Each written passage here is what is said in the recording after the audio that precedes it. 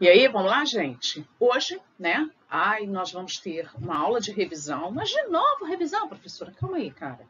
Eu estou fazendo revisão porque nas lives eu tenho percebido que algumas perguntas, né, que eu venho fazendo dentro do conteúdo, a galera aí fica com cara de ponto de interrogação. Então, o que eu pensei, vou ressuscitar aí, acordar o tic-teco deles, beleza? Então, nós temos aí o processo de uma revisão de conteúdo, onde nós vamos falar sobre a história da urbanização, beleza? Então vamos lá. Urbanização, conteúdo também muito cobrado no Enem, né? A história da urbanização brasileira. Vamos lá. Sabemos aí que a cidade brasileira, ela passou a se concentrar principalmente nas últimas décadas, né? E que o processo ele teve início ainda no final do século XIX. Aí você tem aí, né, no caso, dentro do que vem à nossa mente, né, assim, quando lemos livros, e até mesmo, apesar de vocês serem novos, mas vocês veem uma evolução da cidade. E aí você vê que as grandes cidades no país e na urbanização aqui, ele passou por um processo de transformação. Desde a questão de congestionamento, poluição, segurança, né? A questão da circulação de pessoas, desde o uso de transporte público, bicicletas, enfim, né? Percebemos aí que vivemos, especialmente a gente que vive em área urbana. Então, as áreas essas que passaram por uma urbanização acelerada, que é o nosso caso, né? Eles sofreram transformações aí assustadoras. A ideia de que a cidade brasileira ela não foi planejada, na verdade, no fundo, se formos analisar, é um pouquinho falsa. Por quê? As cidades foram sim planejadas. Você percebe aí que ao longo da história, né, houve um crescimento da população urbana, que, na verdade, né, ela não foi acompanhada do mesmo ritmo pela infraestrutura e serviços, né, capazes de atender justamente o contingente.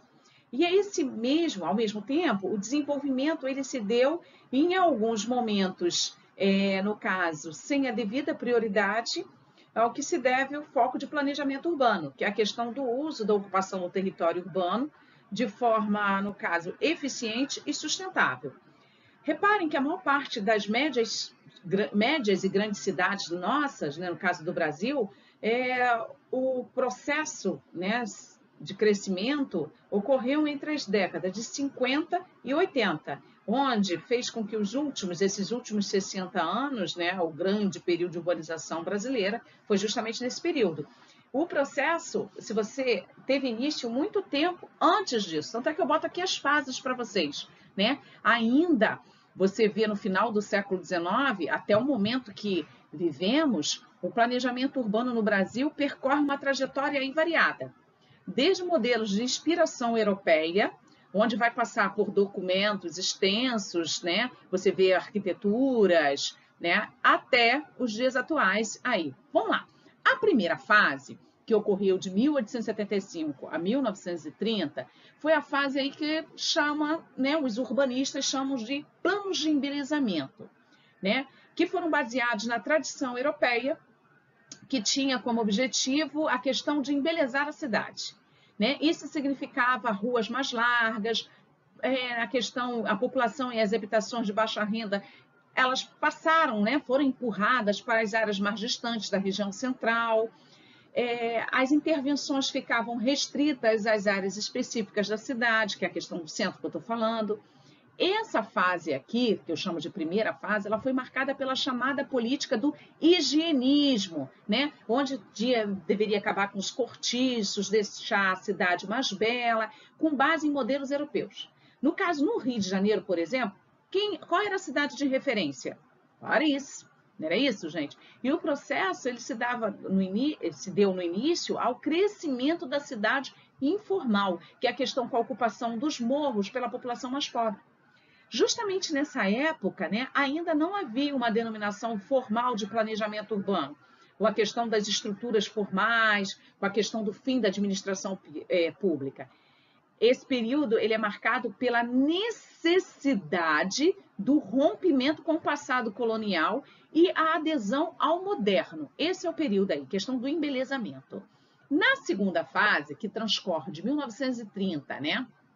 De 1930 a 1965, que é planos de conjunto, né? Essa fase aí passa a olhar para a cidade de forma mais ampla, onde tem uma preocupação com as diretrizes, né? Que fossem validadas por todo o território e não apenas por algumas regiões.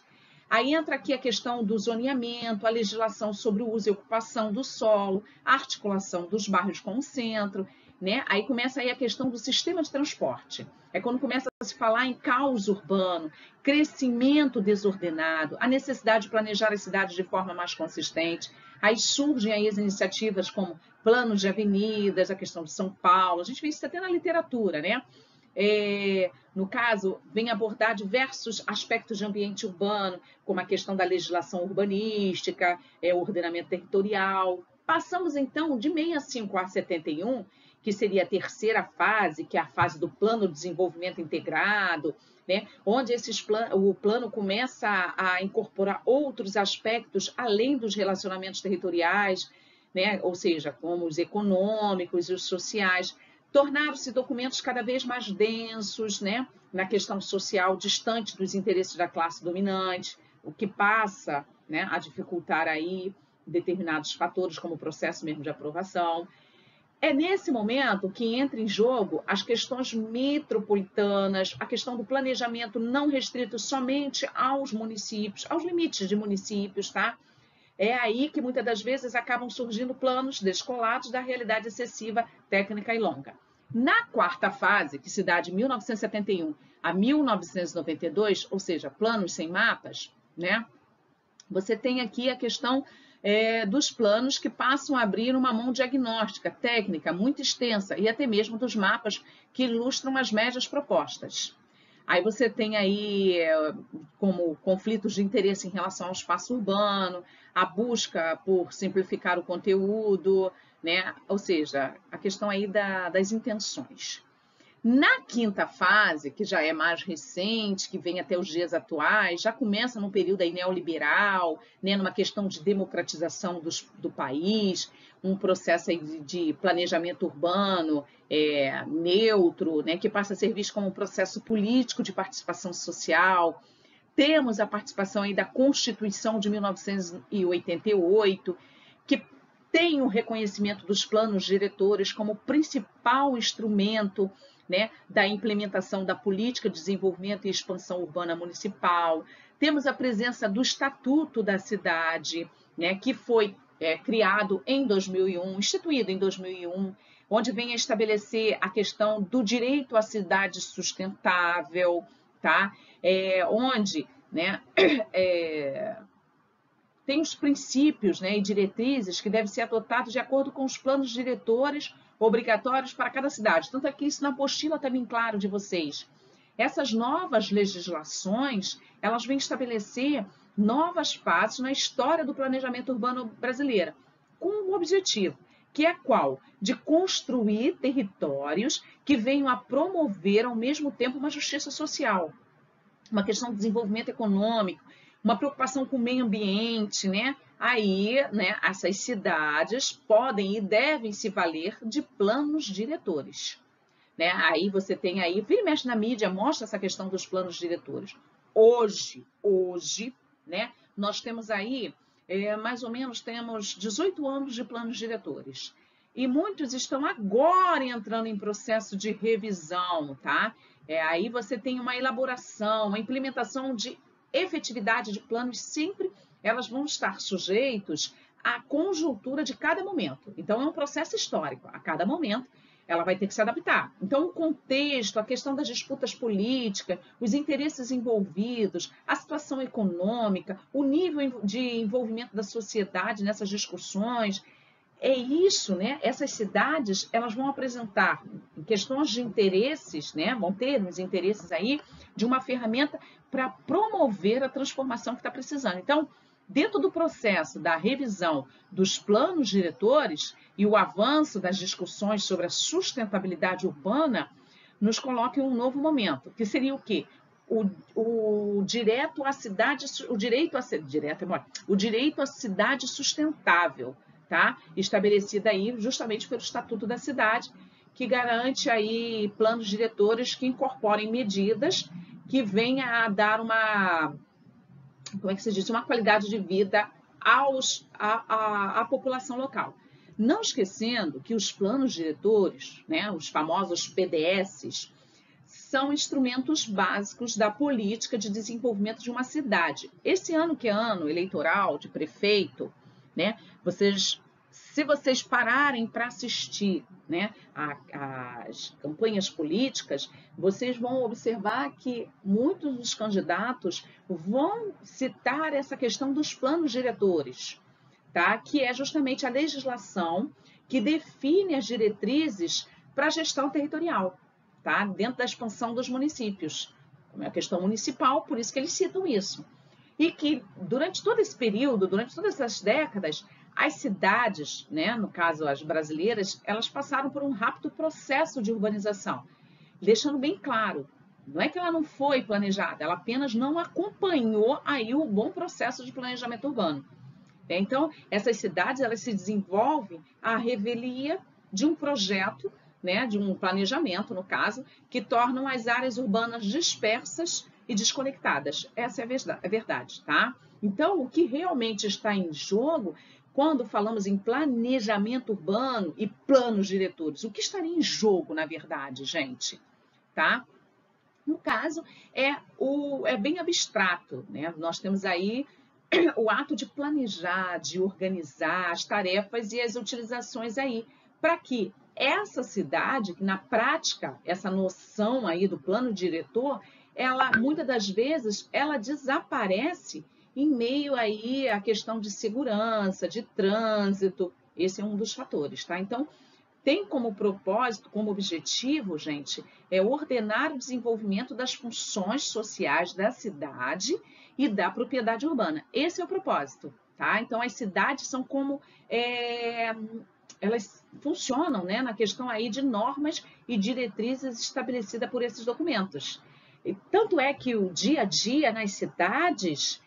você tem aí, né, o tempo gasto pelo deslocamento, olha os BRTs aí, que tanto é criticado, a concentração de serviços, né, a questão da oportunidade de trabalho, a questão do lazer, apenas em alguns bairros, a gente se depara muito, né? Você tem aí a questão, né, da população que vem a se deslocar todos os dias, né, aí, que é a questão da migração pendular, vem a gerar, essa questão aí é uma característica, presta atenção, gente, muito presente nas grandes cidades brasileiras, né, quando acompanhada de um serviço de transporte coletivo ineficiente. Aí vem a se tornar aí, o que acontece? Pelos nossos transportes públicos serem ineficientes, eu já falei isso em sala de aula para vocês, a população que tem uma certa condição social, né, de utilizar o seu carro particular, o que ela faz? Ela vai e adota aí o carro particular, ocasionando o quê? Um maior congestionamento, tá? Justamente nas áreas urbanas. Então, né, essa questão aí pode evitar, no caso, essas distorções aí presentes, nós podemos, por exemplo, por meio de medidas, né, a questão de prever áreas com diversidade, a questão de mesclar, né, os trabalhos, também prever mecanismos que venham a promover o equilíbrio entre os serviços urbanos e a concentração de tantas pessoas em determinada área, né? Sempre atento, gente, à questão aí da adequação, né, e a capacidade de infraestrutura urbana em torno. Então, tanto a questão da criação de policentralidades, a questão de integrar, você tem que ficar atento aí como as cidades têm a oportunidade de articular as densidades populacionais de acordo aí com o eixo de transporte. É isso que a gente tem que ver.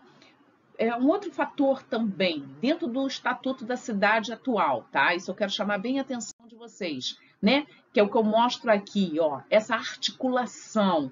Você tem aí, né, hoje, você tem um planejamento urbano que vem afetar o quanto gastamos para nos deslocar na cidade, né?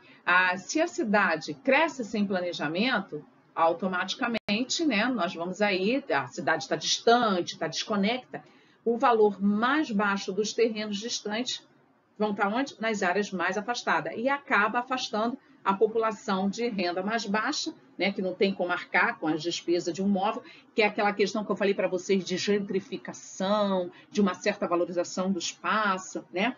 Essa medida de distância aumenta justamente aí os custos de levar a infraestrutura urbana para essas áreas mais distantes, né? Impactando um gasto de transporte coletivo para a sociedade. Então, o plano diretor, ele vem a endereçar essas questões quando ele institui algumas medidas, né, que vêm a estimular o crescimento urbano compactado, onde induz aí a expansão urbana, quando necessária, para as áreas onde há infraestrutura disponível. Então, uma outra medida aí, né, é estimular o uso dos vazios urbanos nas áreas, né, onde existe a oferta de empregos, tá?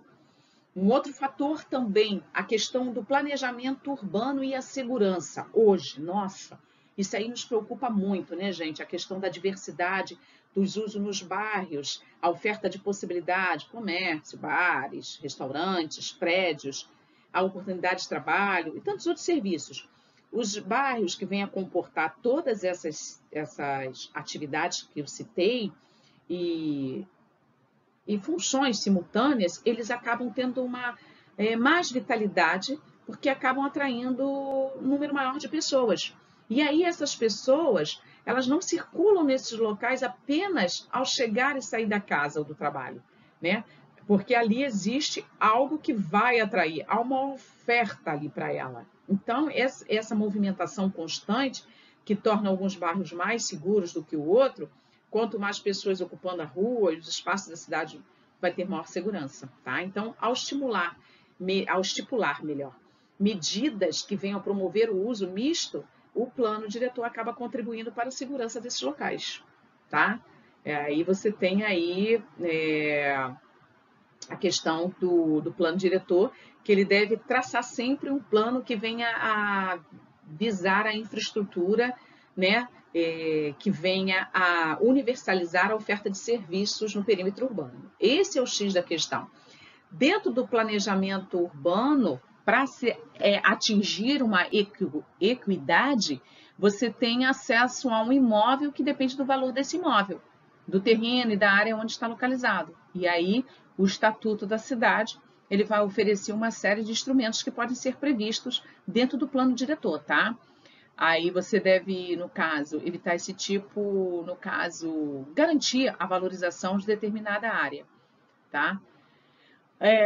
Também temos a questão do planejamento urbano, que acaba afetando, um outro fator aí, eu deixei isso bem claro aqui para vocês na imagem, a presença de espaços públicos seguros e atrativos. Isso aí a gente vivencia na pele, que é uma beleza, né, gente? E aí eu também não posso deixar de falar da questão ambiental, né, que está relacionada à oferta de bons espaços públicos. No caso, corredores verdes na cidade, é uma forma aí também de criar espaços, né, onde a temperatura... nós, né, sabemos muito bem que a questão aí, quando eu tenho o corredor verde, a temperatura ela torna mais amena e menor índice de poluição, né?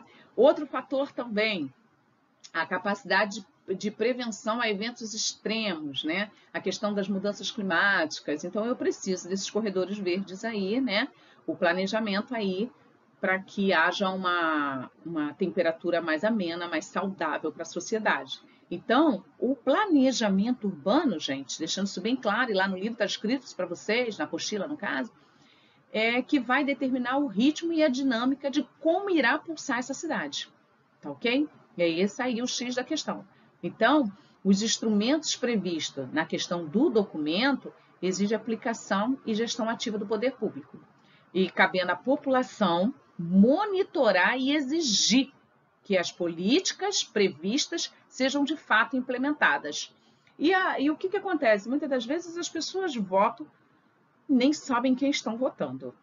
E é isso que tem. Depois não adianta a gente reclamar, tá? E quando você eleger, independente se aquele candidato que venceu não foi o que você votou, mas você tem que cobrar, você tem que cobrar, tá? E existem sites, né? Sites da prefeitura, onde você pode cobrar. Agora, se você, o 1746 mesmo é aberto para isso, gente. E a galera não quer, então não tem como. Não adianta você só falar. Você tem que agir, você tem que mover, transformar aí, para aí sim depois cobrar. Beleza? Esses aí são um dos fatores. Vamos fazer uns exercícios aí para fixar. Belezinha? Beijos!